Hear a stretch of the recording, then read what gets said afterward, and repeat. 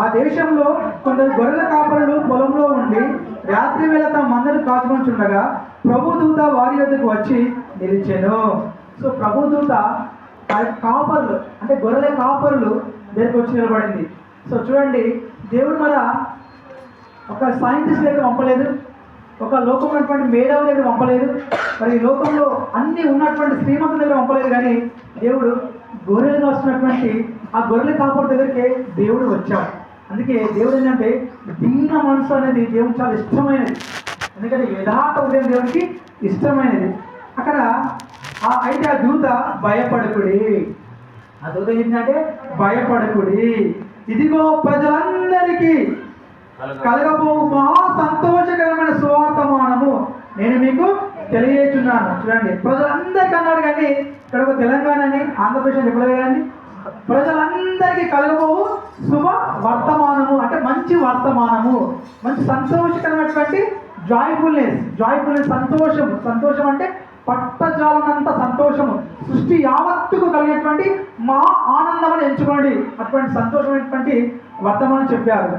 అక్కడ వెంటనే పరలోక సైన్యము సమూహము ఆ దూతతో కూడా ఉండి సర్వోన్నతమైన స్థలంలో దేవునికి మహిమయు. సో ఆ స్థలం అంటే దేవుడు ఎక్కడుంటే అక్కడే పరిశుద్ధ స్థలం. ఇది కూడా పరిశుద్ధ స్థలము. హల్లెలూయా. అంటే మనం ఆరాధిస్తున్న దేవుడు పరిశుద్ధుడు, సో నీతిమంతుడు. కాబట్టి ఆ స్థలంలో యేసు ప్రభువు ఉన్నారు. కాబట్టి సర్వోన్నతమైన స్థలంలో దేవునికి మహిమయు, ఆయనకి ఇష్టమైన మనుషులకు భూమి మీద సమాధానం కలుగుగాక.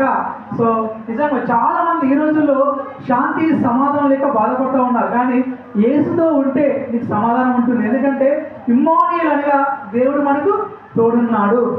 అందుకే చాలా మందికి ఫేస్బుక్లో కానీ లేకుంటే వాట్సాప్లో కానీ కొన్ని వేల మంది ఫాలోవర్స్ ఉంటారు, కానీ వాళ్ళు మాత్రం ఒంటరిగానే ఉంటారు. ఎందుకంటే వాళ్ళ లోపల ఒక శాంతి లేదు. సో ఆత్మ న్యూనత భావం అంటే ఏదో ఒక రకమైనటువంటి అలజడిలో ఉంటారన్నమాట. అంటే అన్నీ ఉన్నా ఏదో ఒక రకమైనటువంటి వెలతి అంటే ఏంటంటే ఒక డిస్సాటిస్ఫాక్షన్ అంటే కదా, ఆత్మ న్యూనత భావం జరుగుతుందన్నమాట. సో కానీ యేసు ప్రభుని మధ్యలో ఉంటే సమస్తము సాధ్యము, సమస్తము సంతోషమే.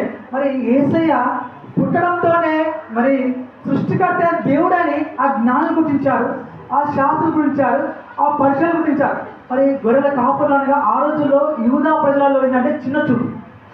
వాళ్ళు సత్యం తెలుసుకోవడం ఏంటంటే ఆ సత్యాన్ని ప్రకటించడానికి వాళ్ళు ఆ దేశం యొక్క వెళ్తా ఉన్నారండి. మొట్టమొదటిగా క్రీస్తు పుట్టాన్ని సువార్త కూడా చెప్పింది గొర్రెల కాపరులే. హల్లెలూయా.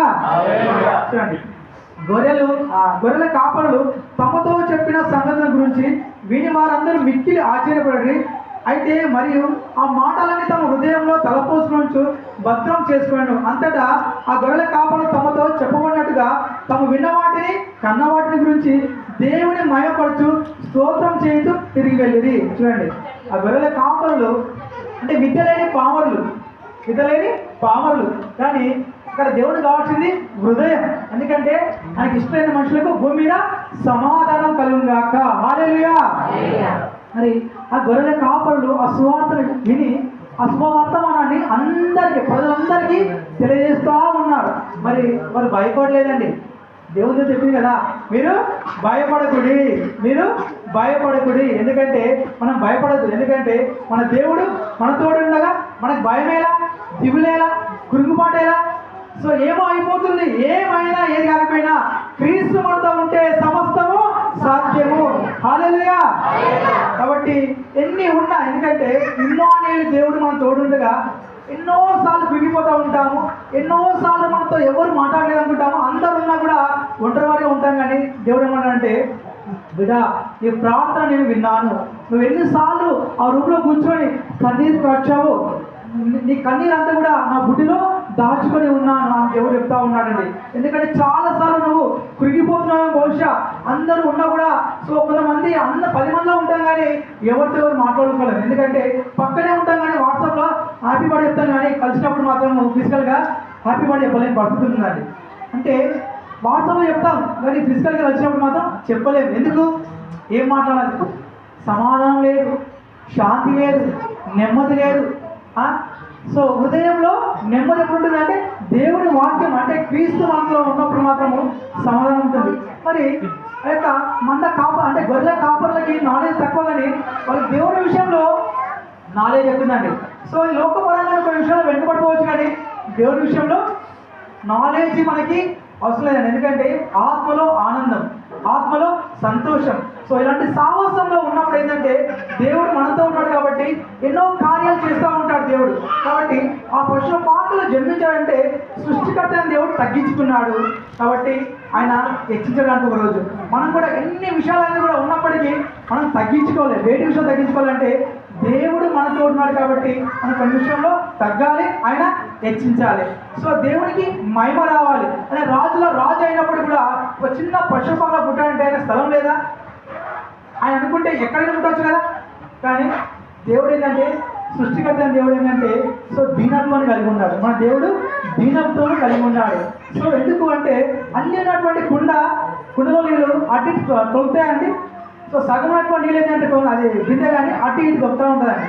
సో కొన్నిసార్లు మనం కూడా ఏంటంటే అన్నీ ఉన్న ఇస్తారా కానీ అణిగి మనం ఉంటుంది అంటాం కదా. సో మన జీవితంలో కూడా ఏంటంటే ఎన్నో అడుగులు వస్తూ ఉంటాయి, కానీ దేవుడి వాక్యం చేపట్టుకుంటే ఒక రోజు మనకి మోక్షం ఉంది. కాబట్టి చాలా మంది యవనస్తులు కావచ్చు, సో శాస్త్రులు కావచ్చు, డాక్టర్లు కావచ్చు, లాయర్లు కావచ్చు, అందరూ కూడా ఏంటంటే ఏదో ఒక దాని అసమ్మతంలో ఉన్నారు. అంటే వాళ్ళకి నెమ్మది లేదు. కాబట్టి ఈ క్రిస్మస్ సందర్భంగా ఏంటంటే ఈ లోకంలో దేవుని యొక్క రాక చాలా బహు సమీపంగా ఉంది. కాబట్టి యేసు ప్రభువు వారు నీ దగ్గర రావడం సిద్ధంగా ఉన్నాడు. ఎందుకంటే ఆయన సిద్ధంగా ఉన్నాడు. మన దేవుడు మాట్లాడే దేవుడు, మన దేవుడు నడిచే దేవుడు. మన దేవుడు ఏంటంటే నీతో పాటు సహవాసం చేయడానికి సిద్ధంగా ఉన్నాడు. ఇదిగో నేను తలుపు తట్టుచున్నాను, ఎవడైనా స్వరం విని తలుపు తీసేలా నేను వాడితో సహవాసం చేస్తాను అంటున్నాడు దేవుడు. అంత గొప్ప దేవుడు మనం కలిగి ఉన్నాం కాబట్టి హల్లెలూయా, హల్లెలూయా. దేవుడు సమస్తము మేలుకగా చేస్తున్నాడు. అన్ని బట్టి దేవుని నామానికే మహిమ కలుగును గాక. ఆమేన్, ఆమేన్.